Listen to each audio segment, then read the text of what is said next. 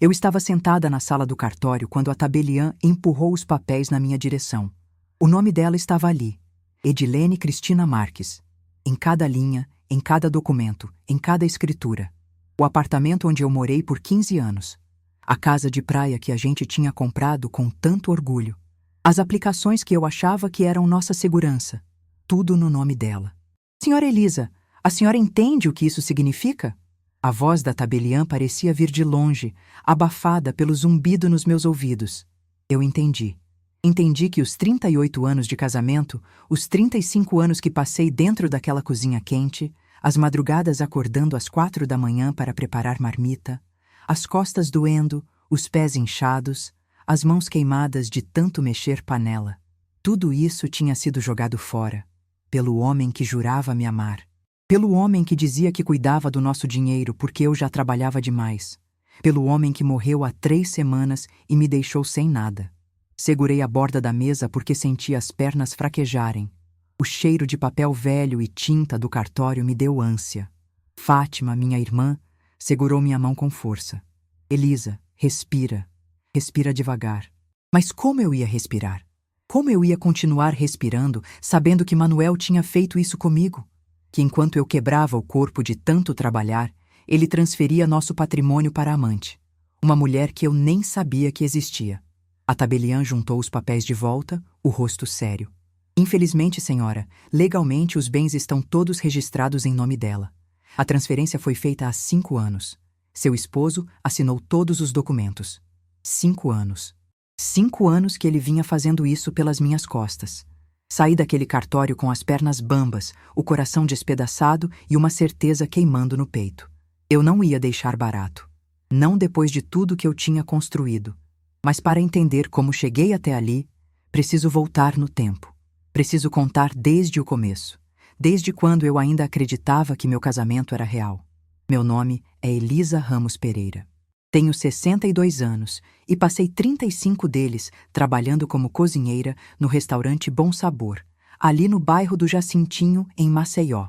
Quando conheci Manuel, eu tinha 22 anos e trabalhava como ajudante de cozinha num restaurante pequeno perto da rodoviária. Ele era vendedor de material de construção, 3 anos mais velho que eu. Sorriso fácil, conversa boa. A gente se conheceu numa festa de São João em 1984. Ele me tirou para dançar, segurou minha mão com cuidado e disse que ia me fazer feliz. Eu acreditei. Casei com ele 2 anos depois, em 86, numa cerimônia simples na igreja do bairro. Minha mãe, Dona Rosa, que tinha passado a vida toda lavando roupa para fora, chorou de alegria. Minha filha vai ter um homem de bem do lado dela, ela disse, ajeitando meu véu de noiva. E eu acreditei que era verdade. Manuel era trabalhador, não bebia, não jogava, parecia um bom partido.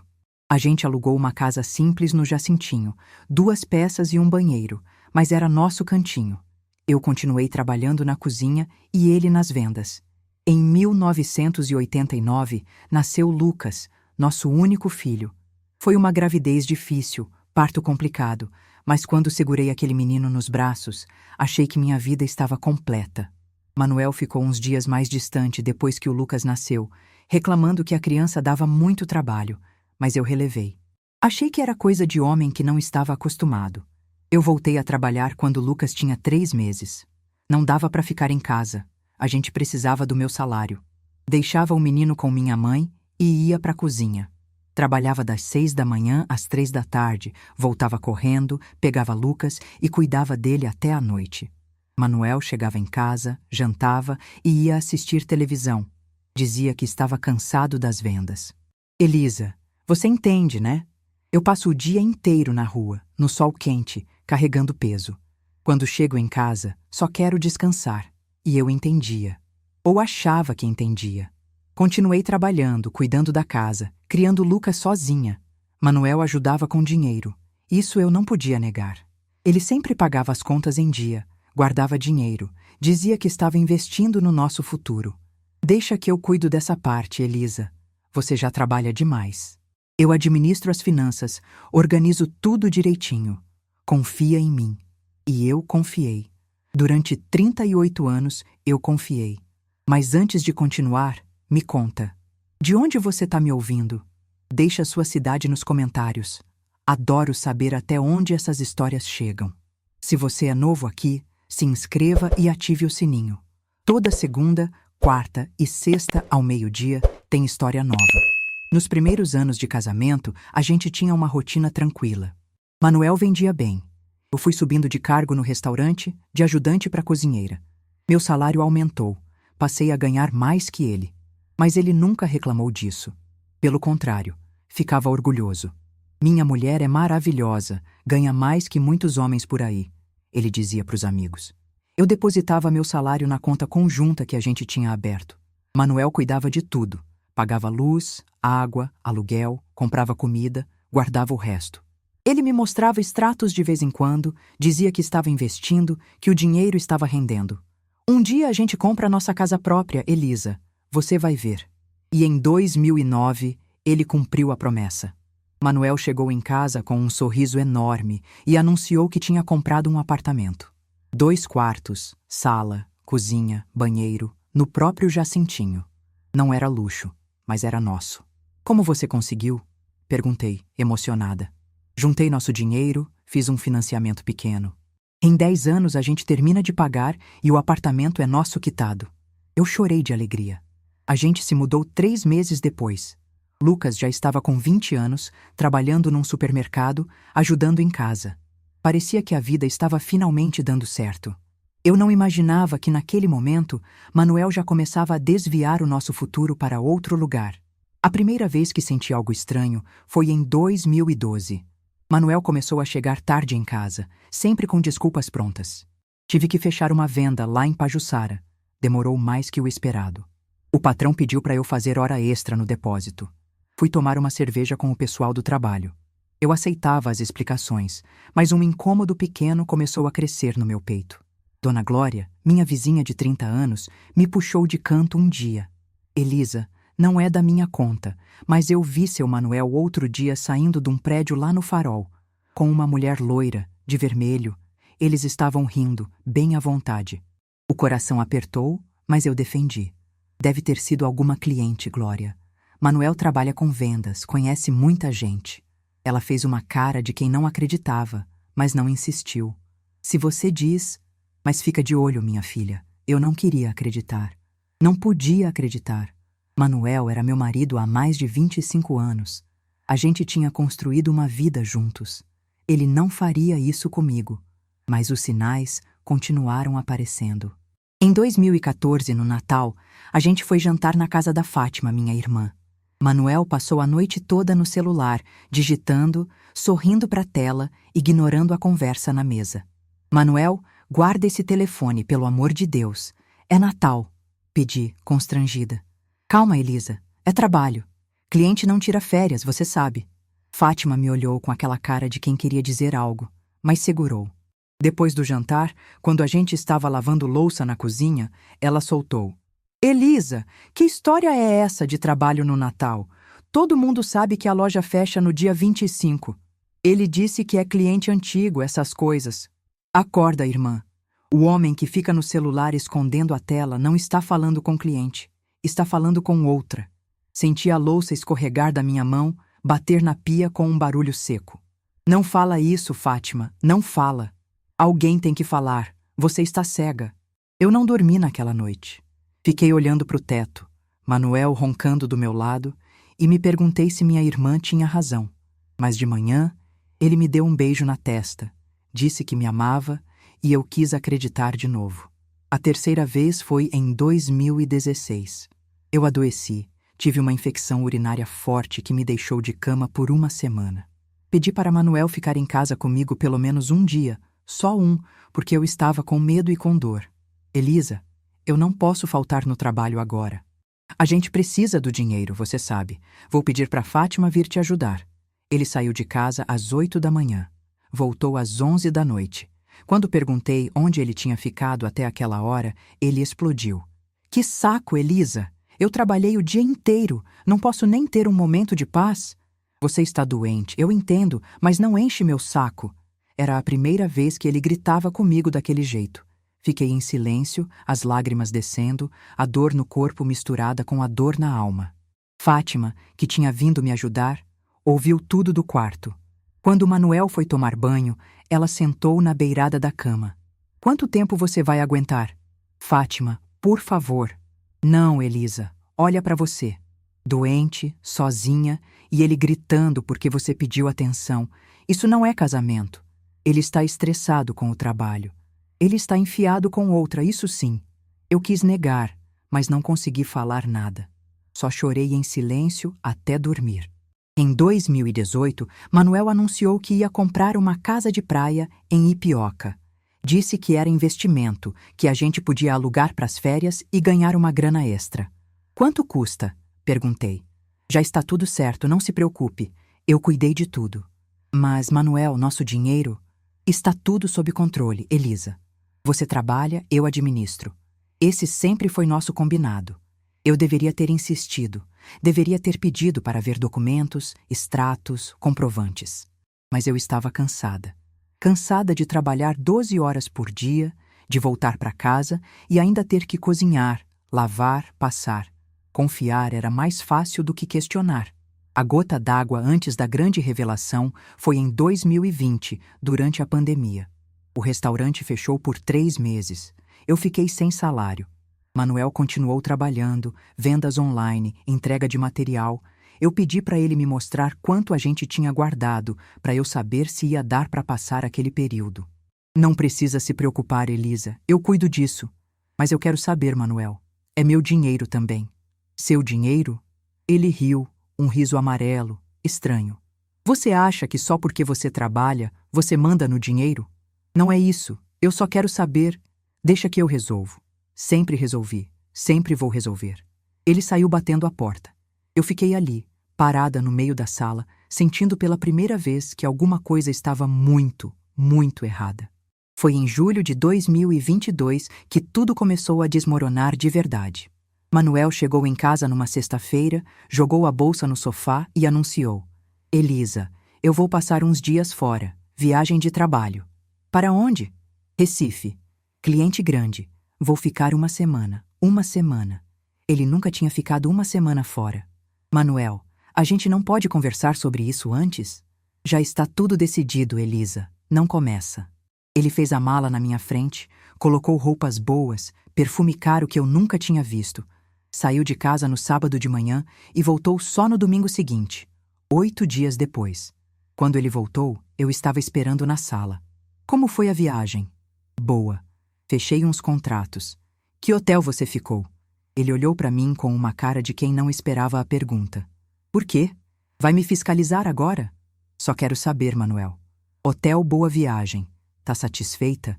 Ele foi pro quarto. Eu fiquei ali, com aquela resposta curta, seca, distante. No dia seguinte, enquanto ele estava no banho, olhei a carteira dele.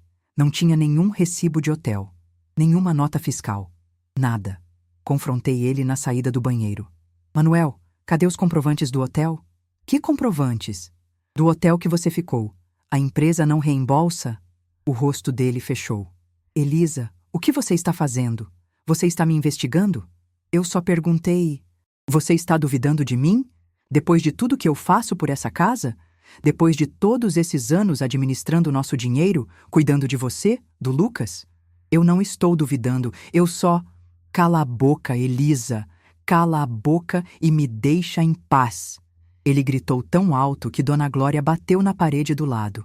Eu fiquei paralisada, as lágrimas descendo, o coração batendo descompassado. Manuel pegou a bolsa e saiu. Voltou só de madrugada, bêbado, falando sozinho. 3 meses depois, em outubro, eu descobri por acaso. Estava procurando um documento no armário do quarto quando achei uma segunda identidade de Manuel. Não, não era a segunda identidade. Era a carteira dele, mas tinha fotos. Fotos dele com uma mulher loira, rindo, abraçados, numa praia. Virei as fotos. No verso, uma data. Ipioca, janeiro de 2020. Ipioca, a casa de praia que ele tinha comprado. Minhas mãos tremeram tanto que deixei as fotos caírem no chão. Sentei na beirada da cama, a respiração presa, o mundo girando. Manuel entrou no quarto naquele momento. O que você está fazendo? Eu mostrei as fotos. Quem é ela, Manuel? Ele ficou branco, depois vermelho. Depois tentou arrancar as fotos da minha mão. Isso não é da sua conta. Quem é ela? Uma amiga. Só uma amiga. Amiga que você leva para casa de praia? Amiga que você abraça desse jeito? Manuel, eu não sou idiota. Ele respirou fundo, passou a mão no rosto e pela primeira vez em 38 anos de casamento falou a verdade. É a Edilene. A gente se conhece faz um tempo. Quanto tempo? Silêncio. Quanto tempo, Manuel? Uns 10 anos. 10 anos. Ele tinha uma amante há 10 anos. Eu não fiz gritei, escândalo. não chorei. Só senti o chão sumir debaixo dos meus pés. Sentei no chão, as costas na parede e fiquei ali, muda, olhando para ele. Elisa, não é o que você está pensando. Sai. Deixa eu explicar. Sai daqui, Manuel. Sai agora. Ele saiu. Pegou uma mala, jogou roupas dentro e foi embora. Eu fiquei ali, sentada no chão do quarto, segurando aquelas fotos, tentando entender como minha vida tinha virado aquilo. Fátima chegou meia hora depois. Dona Glória tinha ligado para ela, preocupada com o barulho. Minha irmã me achou no chão, ainda segurando as fotos. Elisa, meu Deus, o que aconteceu? Eu não consegui falar. Só entreguei as fotos para ela. Fátima olhou de novo e explodiu. Eu sabia, eu sempre soube. Aquele canalha. Ela me abraçou e foi ali, nos braços da minha irmã, que eu finalmente chorei. Chorei tudo que tinha guardado por anos. Chorei a confiança traída, o trabalho desperdiçado, a vida inteira jogada fora. Manuel voltou para casa 3 dias depois. Tocou a campainha. Eu abri. A gente precisa conversar, ele disse. Não tenho o que conversar, Manuel. Elisa, eu errei. Eu sei que errei. Mas a gente pode tentar de novo. Eu termino com ela, a gente recomeça. Você acha que eu vou acreditar em você? Depois de 10 anos de mentira? Eu vou provar. Dá um tempo, deixa eu provar. Eu não acreditei. Mas também não tive forças para expulsar ele de casa. Manuel voltou, prometeu mudanças, disse que tinha acabado com Edilene. Eu quis acreditar. Tentei acreditar. Mas alguma coisa dentro de mim já tinha quebrado. Manuel voltou para casa, mas o casamento já estava morto. A gente dormia no mesmo quarto, mas sem se tocar. Ele trabalhava, eu trabalhava. A gente mal conversava. Era como viver com um estranho.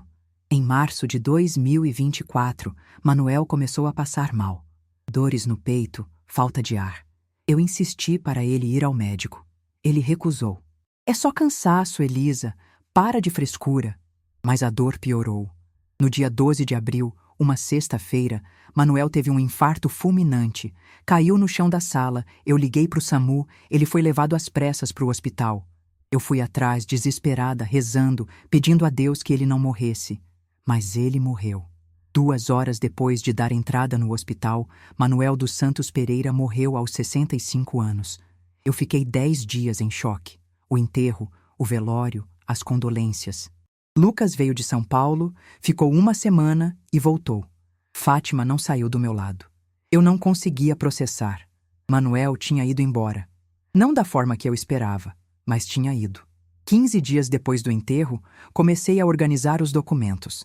Precisava saber o que a gente tinha, o que eu ia fazer dali para frente. Fui no banco onde a gente sempre teve conta. Pedi os extratos, os investimentos, as aplicações. A atendente olhou no sistema, franziu a testa. Senhora Elisa, não tem nada em conta conjunta. A conta foi encerrada há 5 anos. Como assim encerrada?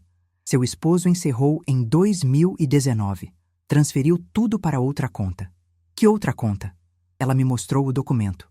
Conta em nome de Manuel dos Santos Pereira e Edilene Cristina Marques. O chão sumiu de novo.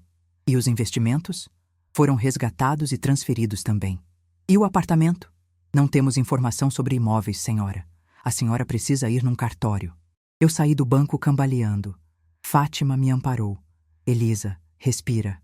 A gente vai resolver isso. Fomos ao cartório no dia seguinte. Levamos a certidão de óbito de Manuel, minha identidade, a certidão de casamento. Pedimos a lista de bens em nome dele. A tabeliã demorou 20 minutos para voltar. Quando voltou, tinha uma expressão preocupada. Senhora Elisa, eu vou ser honesta com a senhora. Não tem nenhum bem em nome do seu esposo. Como assim? O apartamento onde a senhora mora foi transferido para o nome de Edilene Cristina Marques. A casa de praia em Ipioca também. As aplicações que constavam no CPF dele foram resgatadas e transferidas para a conta dela. Legalmente, a senhora não tem direito a nada. Foi ali, naquele momento, ouvindo aquelas palavras, que eu finalmente entendi. Manuel não tinha me traído só emocionalmente. Ele tinha roubado tudo. Tudo que eu tinha construído em 35 anos de trabalho. E tinha dado para a amante. Saí do cartório com as pernas bambas. Fátima me levou para a casa dela. Eu dormi ali naquela noite. Ou tentei dormir. Passei a madrugada inteira olhando para o teto, as lágrimas escorrendo em silêncio. De manhã, Fátima me acordou com um café forte. Elisa, escuta aqui. Você não vai desistir. Entendeu? Você não vai deixar aquela vagabunda ficar com o que é seu. Mas, Fátima, o que eu posso fazer? Os documentos estão no nome dela. A gente vai atrás de justiça. A gente vai provar que esse dinheiro era seu, que foi você quem trabalhou, quem construiu, e a gente vai recuperar tudo. Ela pegou o celular, ligou para alguém. Alô, doutor Antônio. É Fátima. Eu preciso de uma consulta urgente. É sobre minha irmã. Ela foi roubada pelo marido. O doutor Antônio Tavares era um advogado conhecido na região, especialista em direito de família. Fátima tinha trabalhado para ele anos atrás. Eles tinham uma relação de respeito. Ele nos recebeu no mesmo dia. Sentei na frente dele e contei tudo. Desde 1989, quando comecei a trabalhar e depositar meu salário na conta conjunta. Os 35 anos de trabalho, as promessas de Manuel, a descoberta da traição, a morte dele e a revelação no cartório. Doutor Antônio ouviu tudo em silêncio, anotando, perguntando detalhes. No final, ele tirou os óculos e olhou nos meus olhos. Senhora Elisa, a senhora foi vítima de uma fraude patrimonial. Seu marido desviou bens da comunhão conjugal para a terceira pessoa. Isso é crime, e a senhora tem direito a recuperar o que é seu. Pela primeira vez em semanas, eu senti uma fagulha de esperança. O senhor acha que eu consigo? Eu não acho, eu tenho certeza. Mas vai dar trabalho. A gente vai precisar juntar provas, comprovar que foi a senhora quem contribuiu para o patrimônio, mostrar a cronologia das transferências. Vai levar tempo, mas a gente vai conseguir. Eu respirei fundo. Sequei as lágrimas. Então, vamos começar. A primeira semana depois da reunião com o doutor Antônio foi a mais difícil. Eu voltei para o apartamento no Jacintinho, que legalmente não era mais meu, e comecei a juntar documentos. Olerites antigos, extratos, comprovantes de depósito. Qualquer coisa que provasse que eu tinha trabalhado e contribuído. Fátima me ajudou. A gente revirou caixas, armários, gavetas. Eu tinha guardado tudo. Todos os olerites desde 89. Todos os recibos de depósito bancário. Era uma montanha de papel. Elisa, você é uma formiga, Fátima disse, rindo no meio das lágrimas. Guardou tudo. Minha mãe me ensinou. Ela dizia, papel é prova. Guarda. E foi a voz da minha mãe, falecida há 8 anos, que me deu forças naquele momento. Mas a luta não era só contra papéis. Era contra mim mesma, contra as dúvidas que não paravam de bater na minha cabeça. E se eu estou sendo egoísta? Perguntei para Fátima uma noite. E se Manuel amava mesmo a Edilene? Quem sou eu para destruir a vida dela? Fátima me olhou como se eu tivesse enlouquecido. Egoísta? Elisa, você trabalhou 35 anos. Você construiu esse patrimônio. Ele mentiu, enganou, roubou de você e deu para outra. E você está se sentindo egoísta? Mas... Não tem mais, Elisa. Acorda. Você tem direito ao que é seu. Ela tinha razão. Mas era difícil. Difícil demais lutar contra décadas de condicionamento. Eu tinha passado a vida inteira me anulando. Aceitando. Confiando. Acreditar que eu merecia justiça parecia arrogância. A segunda semana foi pior. Edilene descobriu que eu tinha contratado um advogado. Ela me ligou. Alô? Senhora Elisa? Aqui é Edilene. O sangue congelou nas minhas veias. O que você quer? Eu queria conversar, sem briga. Eu sei que a senhora está chateada. Chateada? Você roubou minha vida inteira e você acha que eu estou chateada? Eu não roubei nada, senhora. Manuel me deu. Ele me amava. Ele era casado comigo, mas ele não te amava mais. Ele me contou tudo. Vocês viviam brigando, você só trabalhava, não dava atenção para ele. Eu dei o que você não dava. Eu quase desliguei, mas segurei. E você acha que isso te dá direito ao dinheiro que eu trabalhei para juntar? Manuel decidiu me deixar os bens. Decisão dele. Decisão feita com o meu dinheiro, Edilene. Dinheiro que eu suei para ganhar. A senhora pode pensar o que quiser, mas os documentos estão no meu nome. E vou lutar para manter o que é meu. Ela desligou. Eu fiquei ali, segurando o telefone, tremendo de raiva e de medo. Raiva porque ela tinha a cara de pau de me ligar. Medo porque ela tinha razão numa coisa. Os documentos estavam no nome dela. Fátima me encontrou chorando no sofá. Ela ligou? Ligou, disse que vai lutar. E você também vai. Não vai desistir agora, Elisa. E se eu perder? Você não vai perder. A gente tem provas. A gente tem a verdade. E a gente tem o Dr. Antônio. Mas a dúvida não ia embora. Passei noites em claro. Pensei em desistir. Pensei em sumir. Pensei em simplesmente aceitar a derrota e recomeçar do zero. Foi Dona Glória, minha vizinha, que mudou tudo. Ela bateu na minha porta numa tarde de sábado. Trazia um bolo de fubá ainda quente. Trouxe para você comer alguma coisa. Está muito magra. Sentamos na sala. Ela me olhou daquele jeito de mãe.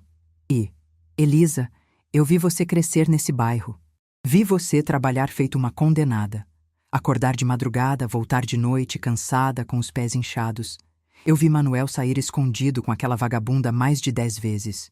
E nunca falei nada porque você não queria ouvir. Dona Glória, deixe eu terminar. Eu tenho 70 anos, Elisa. Já vi muita coisa nessa vida. E uma coisa eu aprendi. Quando você desiste de lutar pelo que é seu, você morre por dentro. Você pode até continuar respirando, mas você morre. Não deixe essa mulher roubar sua dignidade. Ela pegou na minha mão, apertou com força. Você merece justiça. E eu vou te ajudar. Vou testemunhar. Vou contar tudo o que eu vi, quantas vezes quiser. Aquelas palavras me quebraram e me reconstruíram ao mesmo tempo. Chorei no ombro dela, mas dessa vez não eram lágrimas de desistência. Eram lágrimas de decisão.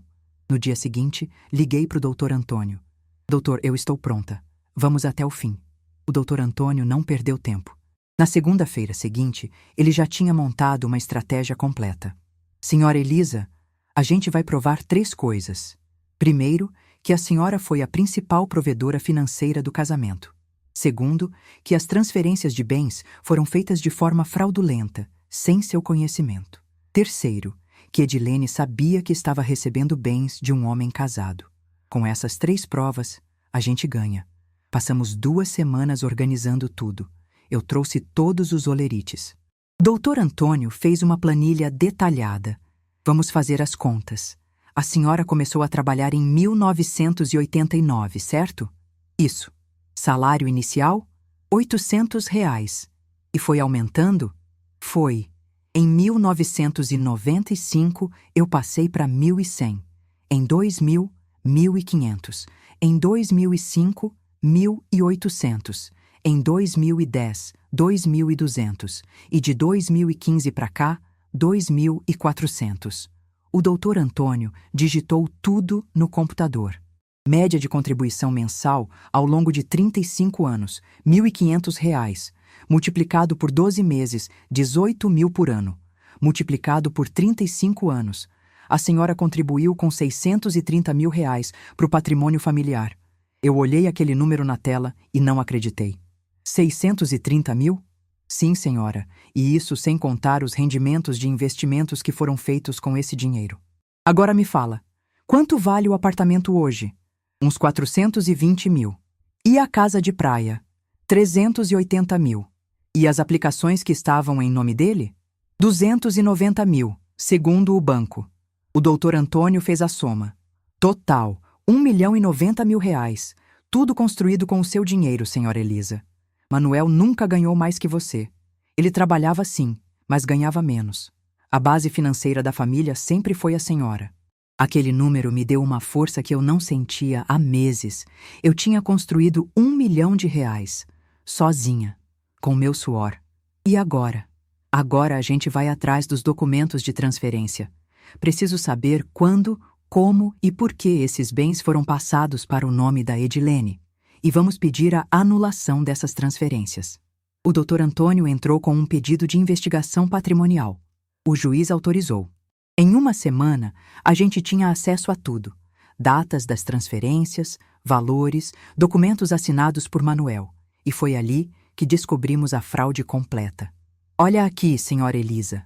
Dr. Antônio apontou para o computador. O apartamento foi transferido em junho de 2019. A escritura foi feita num cartório em Maragogi. A senhora assinou? Eu nunca assinei nada. Pois é, porque a assinatura aqui é falsa. Vou pedir uma perícia grafotécnica, mas eu tenho certeza. Seu marido falsificou sua assinatura. Meu estômago revirou. Ele falsificou? Sim. E não foi só no apartamento. Na casa de praia também. Nas 2 transferências, tem uma assinatura sua que não é sua. Isso é crime, senhora Elisa. Crime de falsificação de documento público. Mas ele já morreu. Sim, mas a transferência pode ser anulada. E Edilene pode ser responsabilizada por ter recebido bens de má-fé. 2 semanas depois, a perícia confirmou. As assinaturas eram falsas. Manuel tinha me falsificado. Tinha forjado minha autorização para transferir nossos bens para a amante. Dr. Antônio entrou com uma ação de anulação de transferência patrimonial e fraude contra o patrimônio conjugal. No processo, ele anexou todos os meus olerites de 35 anos, extratos bancários comprovando os depósitos, laudo grafotécnico comprovando falsificação, testemunho de Dona Glória confirmando que ela viu Manuel com Edilene diversas vezes, depoimento de Helena, minha colega de trabalho, confirmando que eu trabalhava 12 horas por dia, e o testemunho de Sr. Roberto, meu patrão, confirmando o meu salário e minha dedicação. Agora a gente espera a citação dela. Dr. Antônio disse. Quando o oficial de justiça entregar a notificação, Edilene vai ter 15 dias para se defender. Aí a gente vai para a audiência.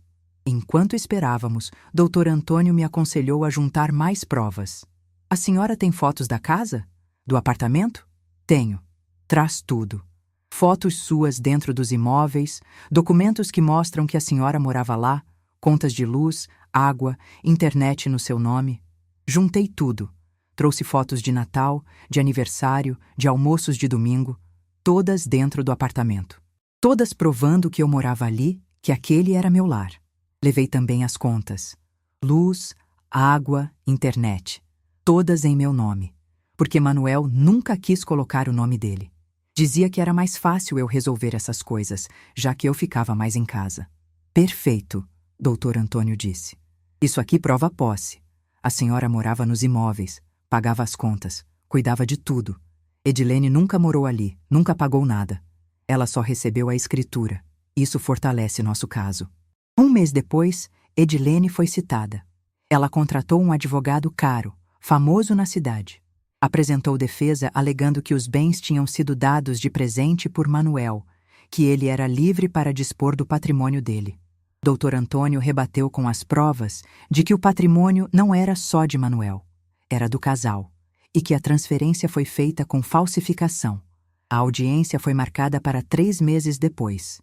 Enquanto isso, vivia em um limbo, sem saber se ia ter onde morar, sem saber se ia recuperar alguma coisa. Trabalhando, juntando cada centavo, me preparando para o pior. Fátima não saiu do meu lado. Dona Glória me levava comida todo dia. Helena, do restaurante, fez uma vaquinha com as colegas e me deu R$ 1.200 para ajudar com advogado e despesas. A gente sabe que você merece justiça, Elisa, ela disse, entregando o envelope. Eu chorei, mas dessa vez, de gratidão. Faltavam 2 semanas para a audiência, quando o Dr. Antônio me ligou. Senhora Elisa, eu recebi uma proposta de acordo. Acordo? Edilene quer negociar. Ela oferece devolver o apartamento e metade das aplicações. Fica com a casa de praia e a outra metade. E o senhor acha que eu devo aceitar? Depende. A senhora quer garantia ou quer justiça completa? Pensei por 3 dias. Conversei com Fátima, com Dona Glória, com Helena. Todas me disseram a mesma coisa. Não aceita. Vai até o fim. Liguei para o Dr. Antônio. Eu quero justiça completa. Vamos para a audiência.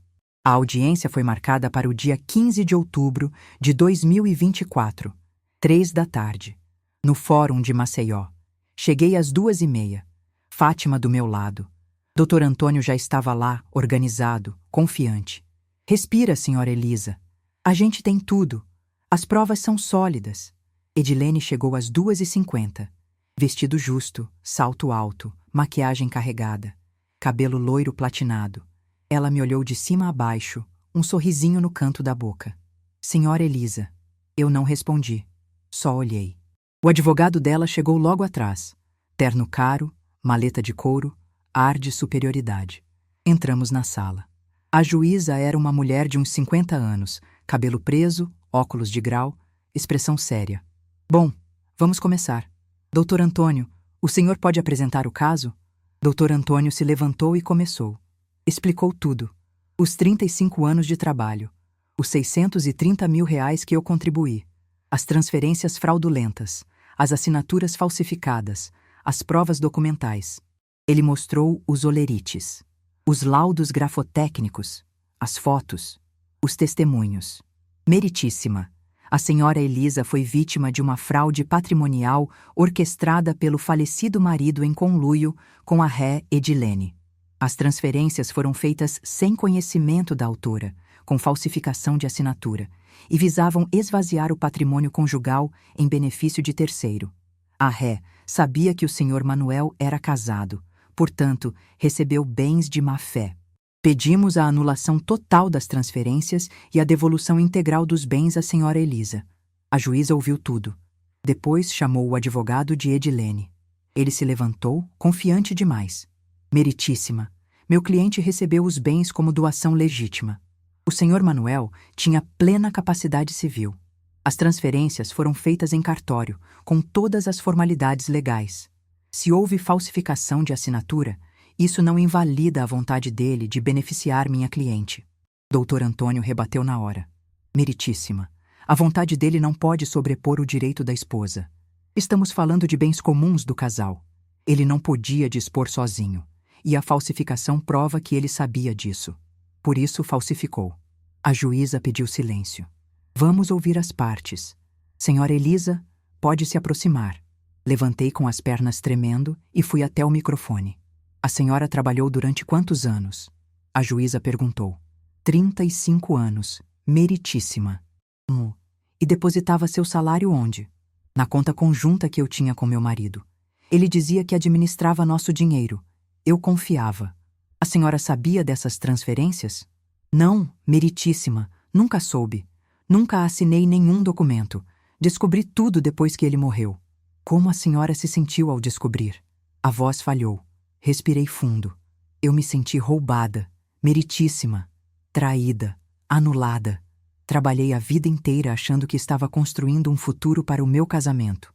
E descobri que ele tinha entregue tudo para outra mulher. A juíza anotou. Depois chamou Edilene. Ela se levantou, rebolando até o microfone. Senhora Edilene, a senhora sabia que o senhor Manuel era casado? Sabia. E mesmo assim aceitou os imóveis? Ele me disse que o casamento tinha acabado, que ele não amava mais a esposa, que queria recomeçar a vida comigo. E por que ele transferiu os bens para o seu nome? Porque ele me amava, queria me proteger, queria que eu tivesse segurança.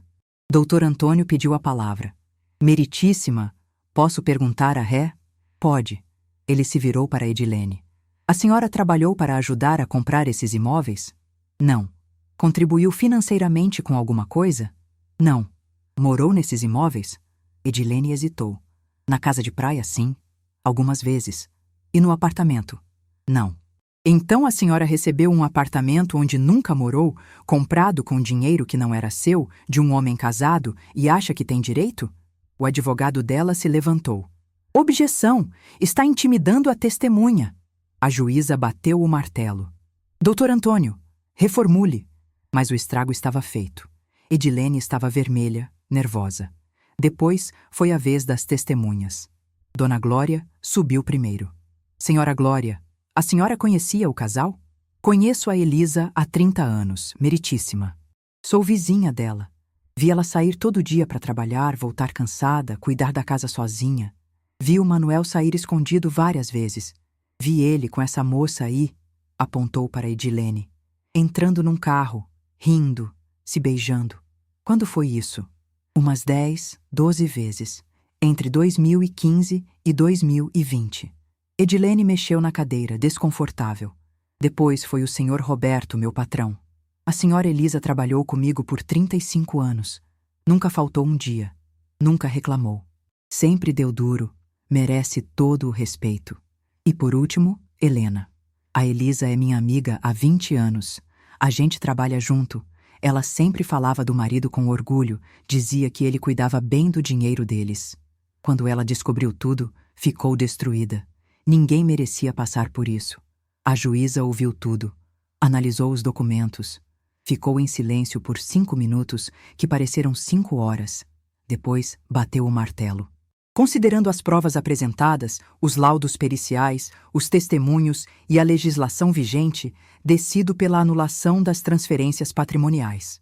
Os bens são de origem conjugal, construídos durante o casamento com contribuição majoritária da autora Elisa Ramos Pereira. A falsificação de assinatura comprova a má-fé do falecido.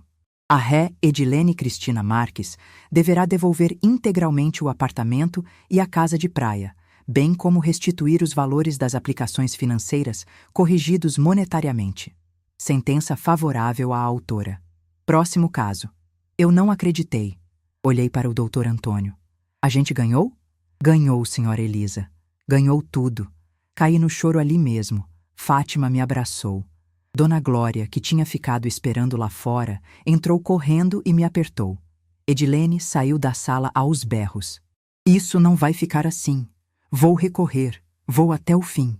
O advogado dela tentou acalmar, mas ela estava fora de si. Eu não liguei, porque pela primeira vez em meses eu senti que a justiça tinha sido feita. Edilene tentou recorrer. O advogado dela entrou com apelação no Tribunal de Justiça de Alagoas. Mas 3 meses depois, em janeiro de 2025, o recurso foi negado. A sentença foi mantida. Edilene foi obrigada a devolver tudo. O apartamento foi transferido de volta para o meu nome em fevereiro. A casa de praia em março. Os valores das aplicações corrigidos deram R$343 mil. Ela depositou em 4 parcelas, porque não tinha tudo de uma vez. No final, recuperei 70% do patrimônio. O apartamento de R$420 mil, metade do valor da casa de praia. Vendi a casa e dividi o valor com ela por acordo, para não prolongar. E R$343 mil das aplicações. Total, R$763 mil. Com esse dinheiro, tomei uma decisão. Vendi o apartamento no Jacintinho. Não conseguia mais morar ali. Cada canto daquela casa me lembrava de Manuel, das mentiras, da traição. Vendi por R$430 mil, em abril de 2025. Juntei com o dinheiro das aplicações e comprei uma casa pequena em Marechal Deodoro, cidade vizinha de Maceió. 3 quartos, quintal, varanda. Paguei R$280 mil. Sobrou R$493 mil, que investi e hoje rende 8% ao ano. Hoje estou morando em Marechal Deodoro há 6 meses. Fátima vem me visitar todo fim de semana. Dona Glória se mudou para cá também. Mora 2 ruas abaixo. Helena vem almoçar comigo uma vez por mês. Lucas, meu filho, me ligou depois da sentença. Pediu desculpas por ter ficado distante.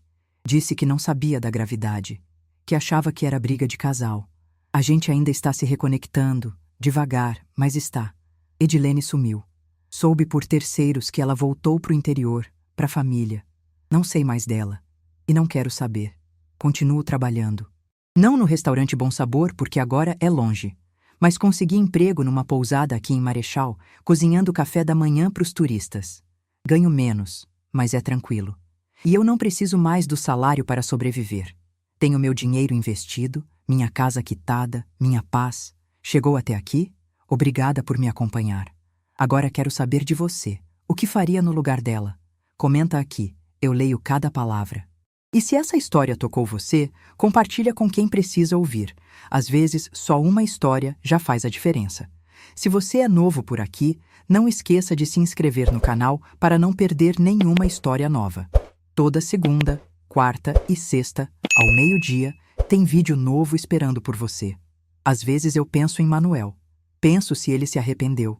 Se antes de morrer, ele pensou em mim, no que tinha feito. Não vou ter essa resposta nunca. Mas aprendi uma coisa. Perdão não significa reconciliação. Eu perdoei.